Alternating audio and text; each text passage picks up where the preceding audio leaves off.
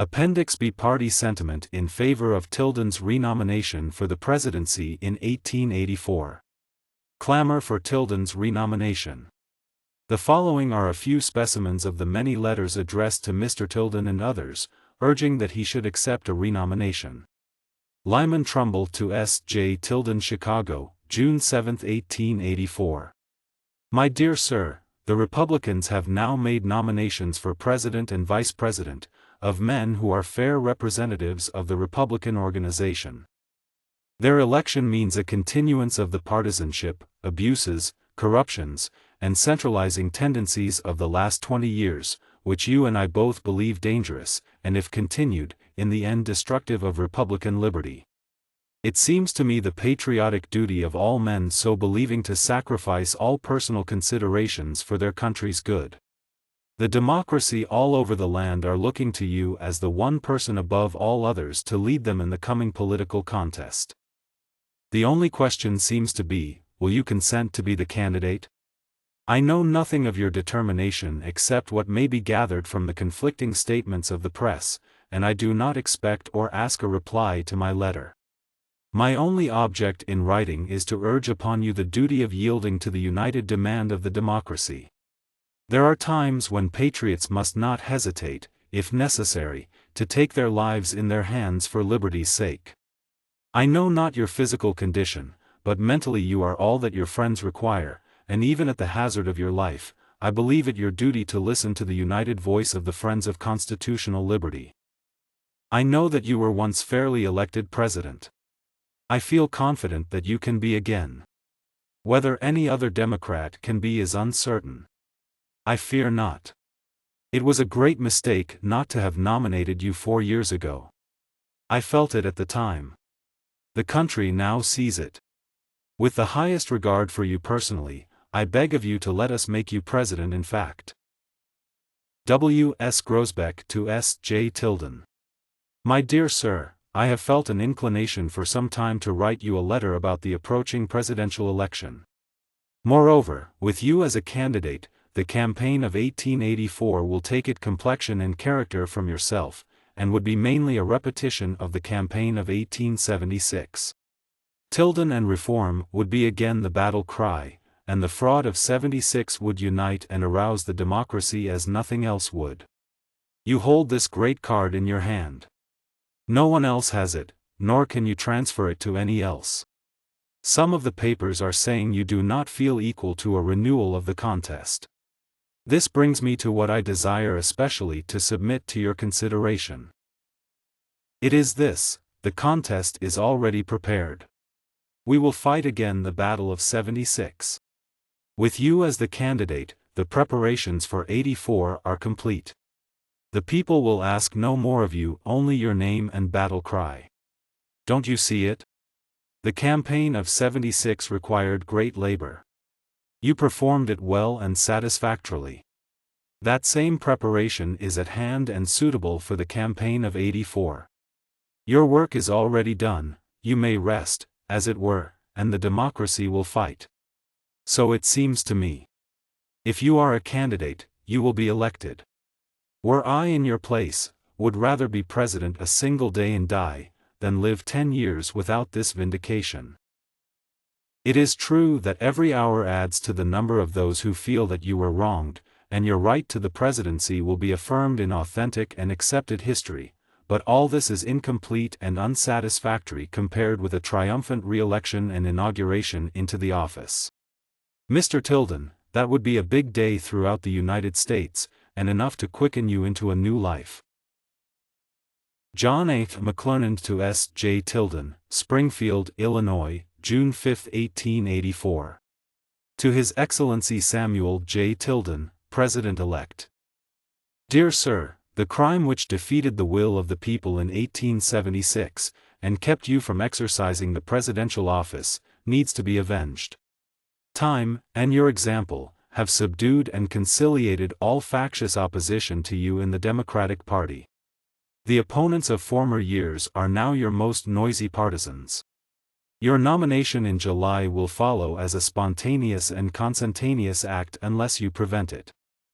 Preventing it, calamitous consequences must ensue. The Democratic Party will be left to fall into strife, anarchy, and impotency. The old guard and your old friends, what will become of them? The barriers to latitudinous construction will be broken down, and license given to public extravagance, official corruption, and the greed of unscrupulous and powerful monopolies. Your declination is inadmissible.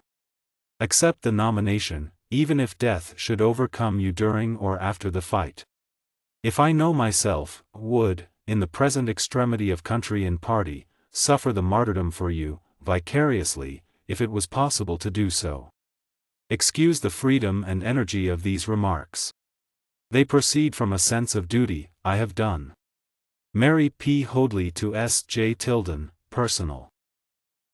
My dear Governor Tilden, will you pardon me for taking a few moments of your time with a plea for our country?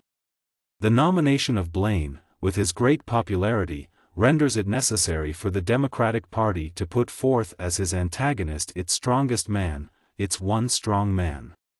Never before was a political party so perfectly unanimous in its expressions of confidence and fealty as the Democratic Party now gives to you, and your consent to take the office of President would make your nomination and election sure. Of no other Democrat can this be said. I know it is said that you dread the fatigue and excitement of the campaign. It will be a campaign that will run itself, for the voters will be inspired by the magic of your name, and will march to victory without your assuming any part of the necessary labor attending an election. Your friends will do all that for you and for the cause. But even admitting that your health might suffer, and I trust that would not be the case, is not this a time, when like the soldier going to battle, a man ought to risk even his life for his country?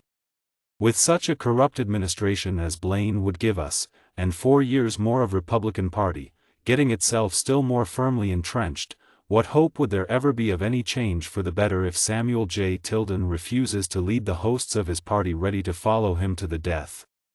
Pardon me if I have rushed in where angels fear to tread, but, do think, and before positively saying, no, try if it be not possible to say, yes.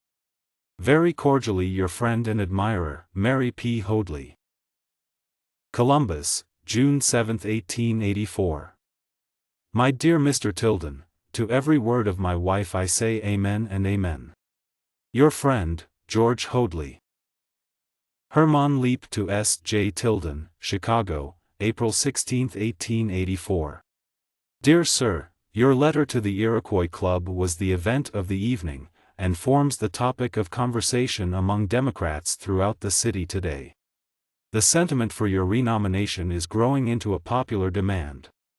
The party is hopelessly divided upon the tariff question, and you alone can unite it by substituting vindication as battle cry for the campaign.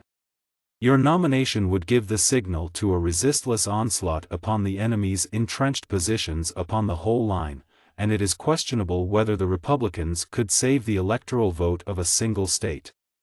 The uprising would be so spontaneous as to require no special effort on your part, and the drafting of the national platform would close the personal effort on your part. No anxiety, no trouble as to the final outcome of the struggle, need disturb your peace, as your election by a tremendous popular vote is conceded by the majority of Republicans.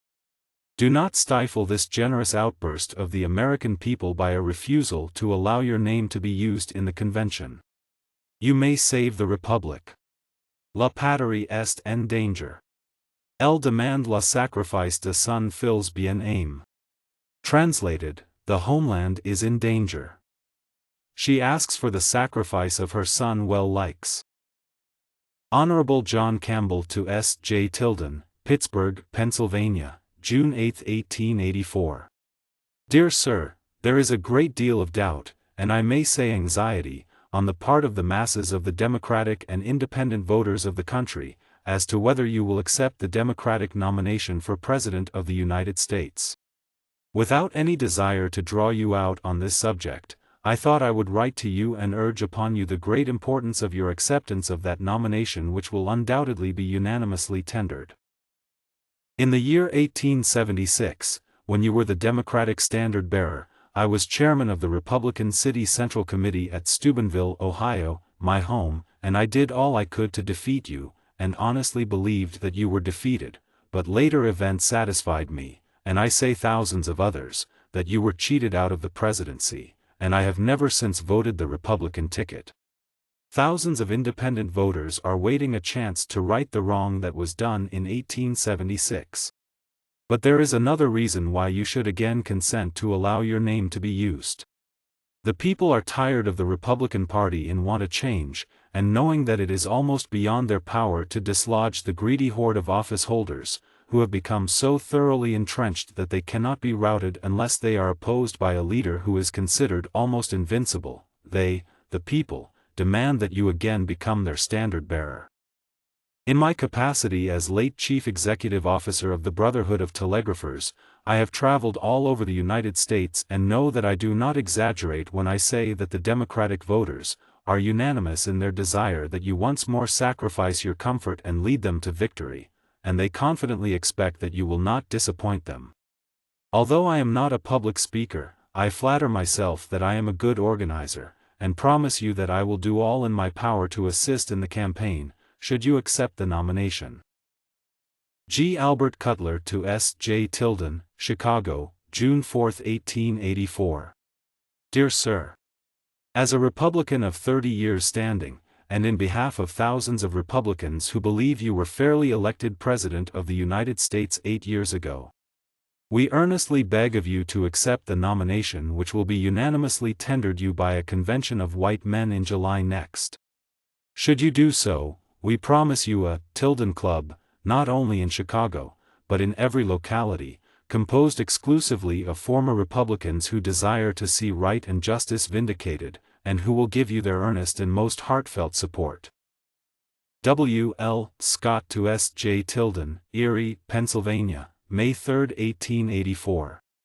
If we cannot have you for a candidate, I give up all hopes of ever seeing a Democrat elected President of the United States. Honorable Samuel J. Randall to S. J. Tilden, House of Representatives, Washington, D.C. May 19, 1884. The people of every part of our broad country are of one voice and opinion, that you must be our candidate. You will have to yield, and you ought to do so. Honorable George S. Converse to S. J. Tilden, House of Representatives, Washington, D.C. June 10, 1884. My dear Sir, in confirmation of the suggestions I made to you a week ago, Saturday, that the masses of the people in the West are determined to make you our candidate for President, I wish to mention the fact that at all of the congressional conventions which have been held in Ohio, resolutions have been adopted in your favor. A more significant fact, however, is that every county convention thus far held, with 2 exceptions, has passed such resolutions.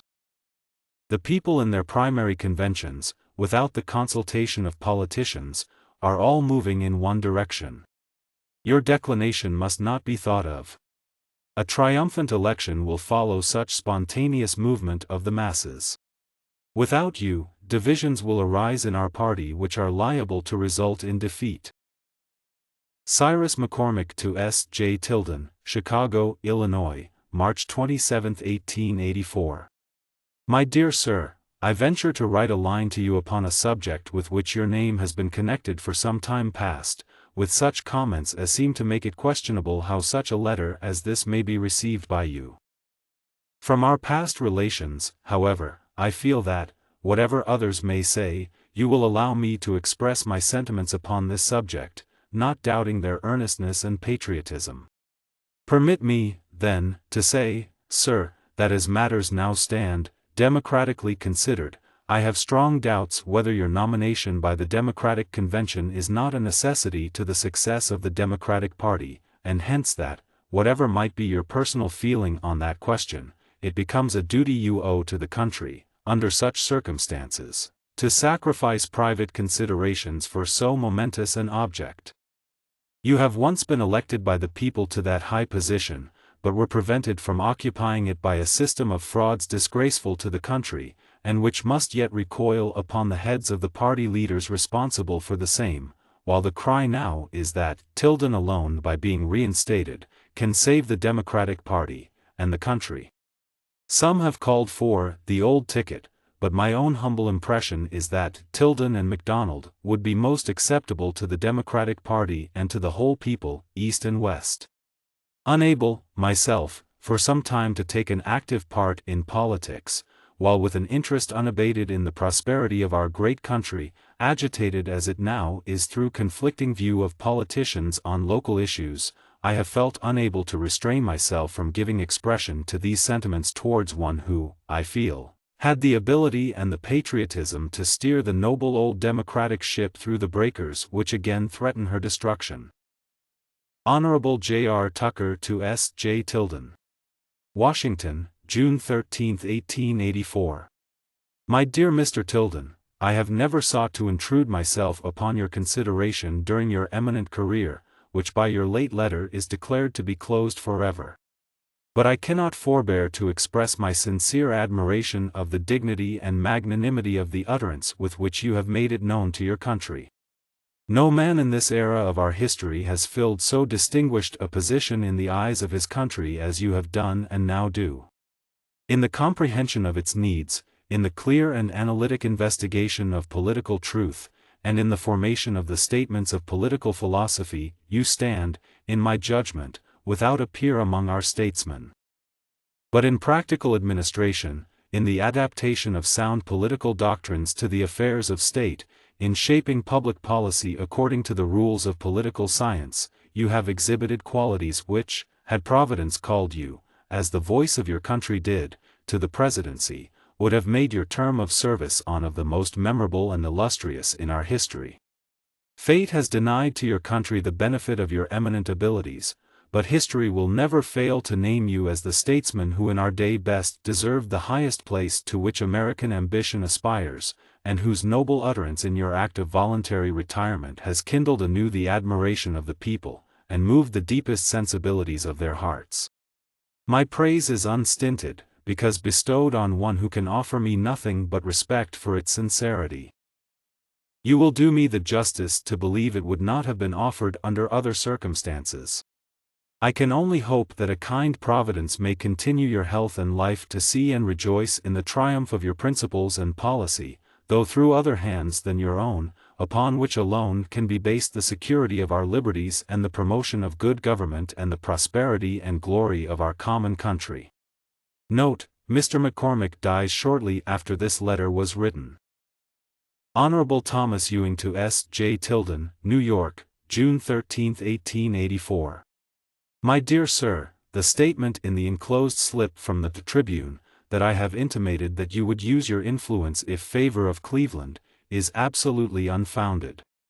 It is a matter of no consequence to you whether it be true or not, but it is to me, as I don't want to seem as unworthy of your uniform courtesy and consideration as such loose-tongued talk would make me appear.